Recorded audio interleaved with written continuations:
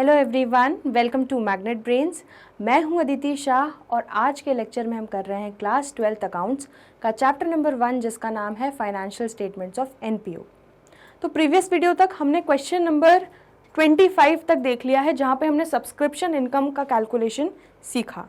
ठीक है, अब हम करने वाले हैं calculation of amount of consumable items. तो कंज्यूमेबल आइटम्स का आपको याद होगा, हम स्टॉक अकाउंट बनाते थे, हम क्रेडिटर अकाउंट बनाते थे।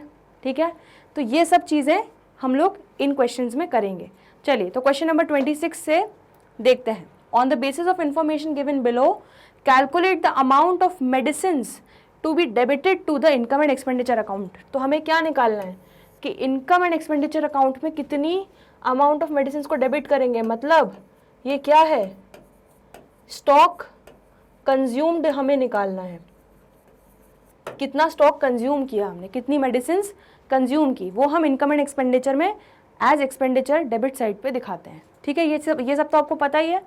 अगर आपको अभी भी कंफ्यूजन है तो पहले कॉन्सेप्ट वाला जो वीडियो मैंने स्टॉक कंज्यूमेबल आइटम्स वाला जो कॉन्सेप्चुअल वीडियो बनाया है वो आप जाके देखो, तो आपको इसके क्वेश्चंस बहुत इजीली बन जाएंगे। ठीक है, चलिए आगे बढ़ रहे हैं। For the year ended 31 March 2021, तो हमारा करेंट ईयर क्या हो गया, 2021 हो गया। चलिए, क्या दिया हुआ है, 1 अप्रैल 2020, मतलब ओपनिंग बैलेंसेस दिए हुए हैं आपको। किसके दिए हुए हैं, स्टॉक का, मतलब ओपनिंग स्टॉक दिया है, और क्रेडिटर्स का ओपनिंग बैलेंस दिया है। 31 मार्च 2021 मतलब क्लोजिंग बैलेंस दिया हुआ है। किस किस का दिया हुआ है क्लोजिंग बैलेंस, क्लोजिंग स्टॉक दिया है और क्लोजिंग हमारा बैलेंस ऑफ क्रेडिटर्स दिया हुआ है। चलो, नीचे एक स्टेटमेंट बोला है, मेडिसिन्स परचेज्ड। ध्यान से ये बात जो है, ये आपका पूरा क्वेश्चन आपका सही से गलत, गलत से सही कर सकती है। अगर आपने ये मान लिया कि ये अमाउंट हमने क्रेडिटर को पे किया है, तो ये पूरा क्वेश्चन जो है आपका गड़बड़ हो जाएगा भाई। ठीक, तो ये मेडिसिन्स उन्होंने परचेज बता दिया, टोटल परचेज उन्होंने कितना बता दिया, हमारे ईयर एंड पे कितना टोटल परचेज आया है, 60,80,700। तो जब हमें परचेज बता ही दिया तो अब क्रेडिटर अकाउंट बनाने का तो कोई फायदा ही नहीं। क्रेडिटर अकाउंट हमारे लिए क्या हो रहा है, यहाँ पे इररेलेवेंट हो गया हमारे लिए। तो हमें ये इस पे ध्यान देने की अब जरूरत ही नहीं है। ओपनिंग स्टॉक पता है, परचेजेस भी पता है और क्लोजिंग स्टॉक भी पता है, तो क्या आप आंसर निकाल सकते हो, बिल्कुल निकाल सकते हो। चलो, तो आप देख लेते हैं क्या आ जाएगा हमारा, opening stock plus purchases minus closing stock, कितना है ओपनिंग स्टॉक। ओपनिंग स्टॉक हमें दिया हुआ है 175,750, तो लिख लो 175,750। ठीक है, और परचेज कितनी दी है, 60,80,700, 60,80,700। और क्लोजिंग स्टॉक कितना दिया है, क्लोजिंग स्टॉक कितना है 144,650। तो बच्चों, इससे ज़्यादा आसान क्वेश्चन आपके जीवन में नहीं आ सकता। 144,750, सॉरी 650 है, ओके। ठीक है, तो ये फिगर लिखते टाइम बड़ा ध्यान रखा करो, पूरा क्वेश्चन गलत हो सकता है। चलो, अब निकाल लो कितना हो जाएगा, 175,750 ओपनिंग स्टॉक था। ठीक है, तो मतलब 1,75,750 के हमारे पास रसगुल्ले थे, प्लस 60,80,700 रुपए के हमने रसगुल्ले खरीदे। ठीक है, माइनस 144,650 के अब रसगुल्ले बचे हुए हैं। तो हमने कितने रसगुल्ले खा लिए, 61,11,800 के रसगुल्ले खा लिए। ठीक है, तो आपकी क्या आ जाएगी, मेडिसिन्स कंज्यूम्ड आ जाएगा। तो मेडिसिन्स कंज्यूम्ड कितनी आ जाएगी, 61,11,800। और ये आपका कहाँ जाएगा, ये आपका जाएगा debit of income and expenditure account. ठीक है, आ रहा है समझ में। आंसर चेक कर लेते हैं, आंसर बिल्कुल परफेक्ट आ गया बच्चों। मेडिसिन्स कंज्यूम्ड हमारा आ गया 61,11,800 to be debited to income and expenditure account. तो क्लियर है ये क्वेश्चन, एक बार देख लो। तो क्रेडिटर का ओपनिंग क्लोजिंग देख के कंफ्यूज नहीं होना है, आपको ध्यान रखना है कि मेडिसिन्स परचेज करी हैं या क्रेडिटर को पेमेंट किया है, तो वो अमाउंट आपको देखना है ध्यान से। चलिए बच्चों एक क्वेश्चन देखते हैं। Next question number 27। क्या बोल रहा है question 27? Calculate amount to be posted to income and expenditure account for the year ended 31 March 2021।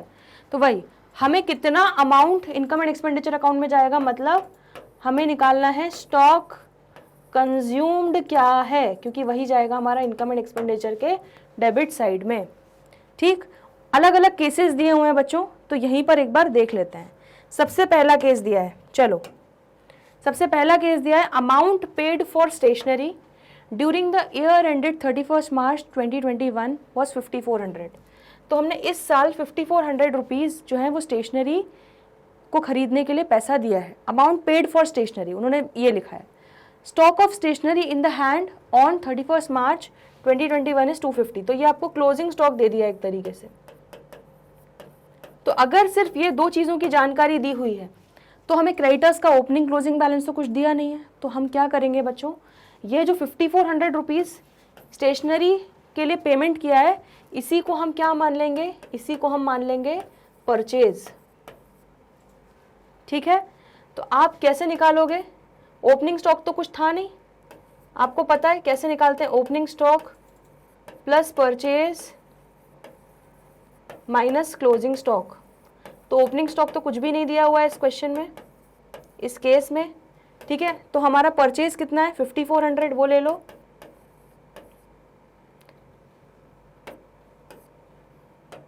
$5400 हमारा परचेजेस है, वो ले लेते हैं यहाँ पे। और क्लोजिंग स्टॉक कितना है 250।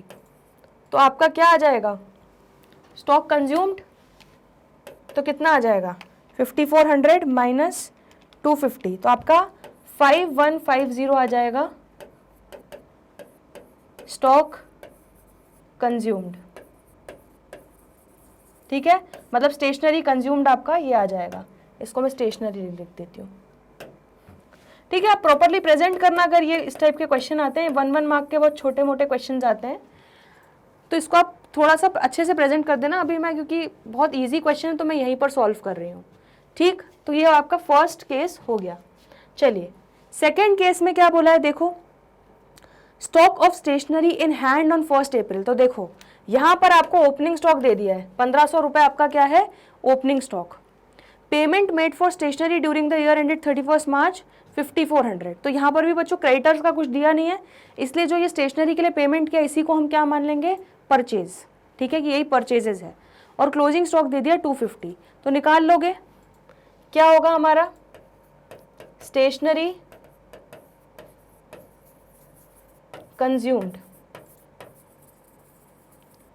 कैसे निकालोगे, opening stock 1500 plus purchases 5400 minus closing stock 250। कितना आ गया 1500 प्लस 5400 माइनस 250। तो आपका आ जाएगा कितना आंसर 6650। तो ये आपका आ जाएगा स्टेशनरी कंज्यूम्ड 6650। ठीक है, तो पहले का आंसर सही आ गया 5150, सेकंड का आंसर सही आ गया 6650। अब थर्ड केस देख लेते हैं क्या बोला गया है। अब यहाँ पर बच्चों छोटी सी चीज़ें एक दो चीज़ें और ऐड हो गई। क्या, ओपनिंग स्टॉक दे दिया 1500, ठीक है, और ये सब कुछ सेम है। Amount paid for stationery during the year 5400 और क्लोजिंग स्टॉक 250। तो ये सब कुछ सेम है, बस यहाँ एक चीज़ उन्होंने और ऐड कर दी। क्या, कि creditors for stationery during on 1 April 2020 1000। तो उन्होंने बोला कि क्रेडिटर जो थे हमारे 1000 रुपये के थे, ओपनिंग बैलेंस क्रेडिटर का दिया हुआ है। ठीक है, क्लियर हो गया इतना। चलो तो इसको कैसे देख लोगे आप,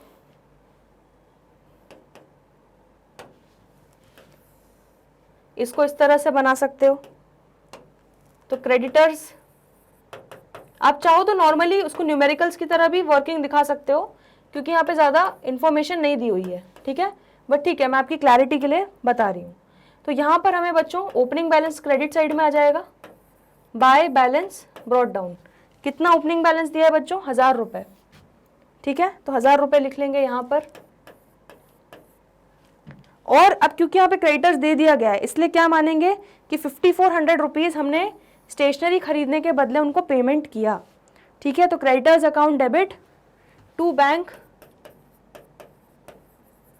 5400। ठीक है, तो जब इस अकाउंट को आप बैलेंस करोगे कितना आ रहा है, ये 5400 आ रहा है और ये कितना आ रहा है, इसको भी आपको 5400 लाना है। तो यहाँ पर आप बैलेंसिंग फिगर डाल दोगे तो ये आपका 4400 का क्या आ जाएगा, क्रेडिट परचेज आ जाएगा। तो ये आ जाएगा बाय परचेजेस।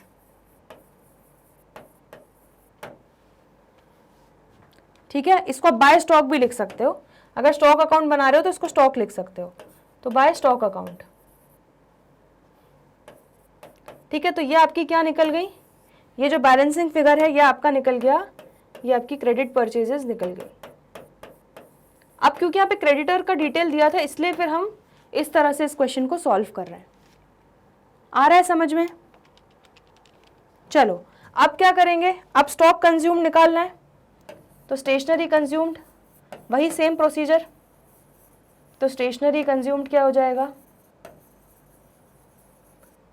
ठीक है, ओपनिंग स्टॉक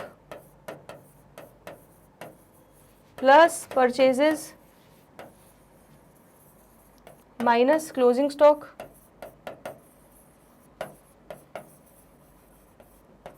ठीक है, तो ओपनिंग स्टॉक कितना दिया है स्टेशनरी का 1500, क्लोजिंग स्टॉक कितना दिया है 250। ठीक है, ये दोनों डिटेल्स हम यूज़ कर चुके हैं बाकी। तो यहाँ पर 1500 250 और यहाँ से 4400 हम ले लेंगे परचेजेस।